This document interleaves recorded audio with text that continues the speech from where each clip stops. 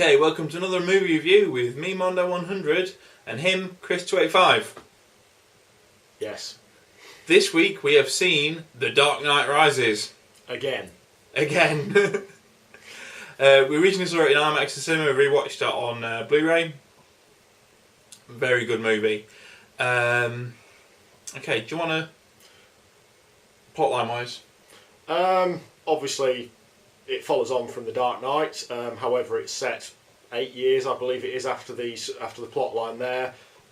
Bruce Wayne has obviously hung up his bat suit and is basically just leading a secluse lifestyle, not appearing in public, etc.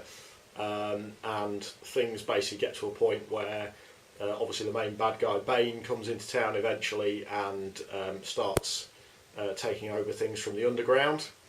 And basically the police try and get involved, and they can't. And through one of Bruce Wayne's Wayne Enterprises projects, he basically turns a nuclear fusion reactor into a mobile nuclear bomb, basically, which he holds the city to ransom with and drives it around on a truck.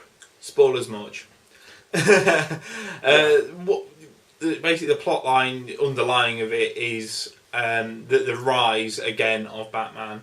It basically goes through a hell of a lot in the movie, and basically it's all about Bruce Wayne / Batman's journey in the movie and where he can go from where he's at, and basically trying to defeat the evil that's currently besieging the city, and basically a lot of rising things in it. At this point, obviously, after Two-Face had fallen and Batman took the rap for what had happened, he felt that he could sort of let the police do their work, and it had been going pretty well, crime levels had reduced, etc.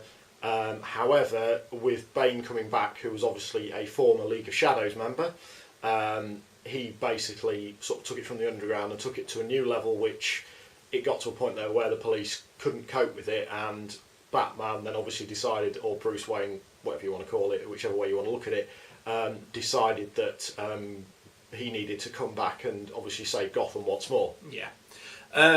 What I do like in the movie is that for the first watch through, there are quite a few twists and turns in the movie you just don't see coming. I'm quite good at seeing the twists before they come, but there's quite a lot of things where literally you don't see it until it happens. Not wanting to give too much away, but there is quite a few big plot twists where you think something's the normal, and then suddenly the bomb drops and you're like, whoa, I did not see that coming. It's about a 2.5 hour film, but it really doesn't feel it. Every scene and every bit in the movie is almost like a big set piece. There's very little CGI in the movie. Very little. A lot of it is done with actual stages, actual set pieces, actual things that the actors go up and touch. And God bless Christopher Nolan for deciding not to succumb to Hollywood pressure and film it in 3D. Yes. Personally, is my opinion on that one. Yes. Obviously, they used IMAX. I think IMAX was used in this one a lot more than it was in The Dark Knight Rises, and as I said, we went and saw it in IMAX, and it was absolutely fantastic, stunning.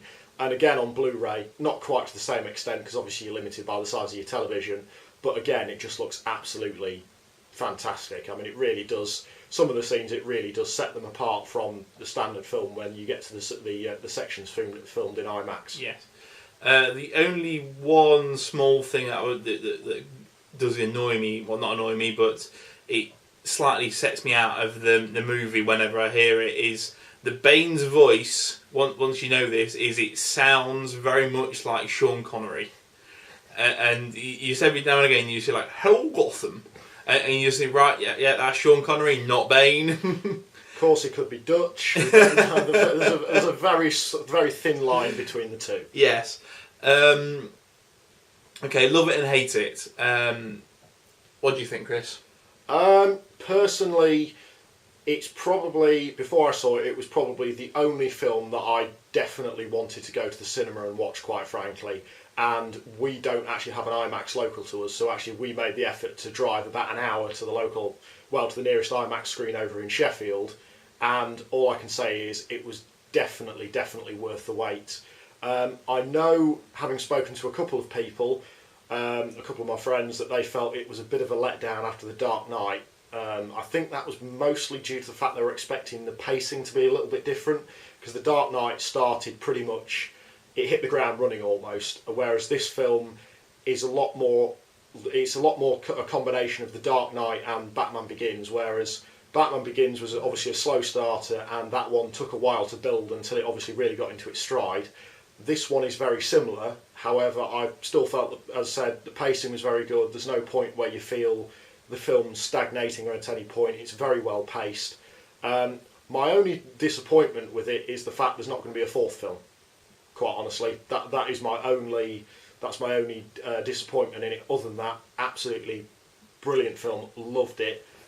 Personally, I'm going to give it about a 4.9 out of 5. That's all I can say. It's absolutely fantastic. Okay.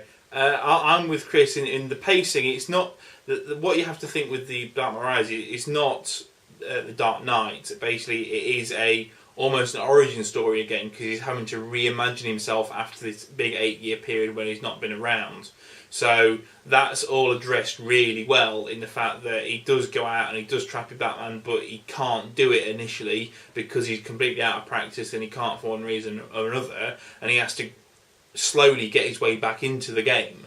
That, and it's been established that Bane has been brought into it as a villain who Batman cannot physically outfight, and I think that's one thing that's quite adamant, that he was brought in on the grounds that on a physical level Batman just can't compete, because Bane is just physically stronger and faster than he is, so he cannot fight with him in that way. And as you say, I think that's part of it, that off the bat he just can't compete. Yeah. I would say it's a very good movie, and my personal opinion is that it could have been perfect apart from one scene right at the end, which has left basically the movie trilogy open for another movie, but it's been quite openly said that there is not going to be another Chris Nolan movie. This franchise in essence is dying with this movie, which is fine, but they have left it open for another one, which partly frustrates me, the fact that they could have just closed it and that would have been the end of it and it would have been a perfect movie, but having it open like that at the end means there's always going to be that part of you which goes, well, they could have done it, they could have gone here, they could have done that.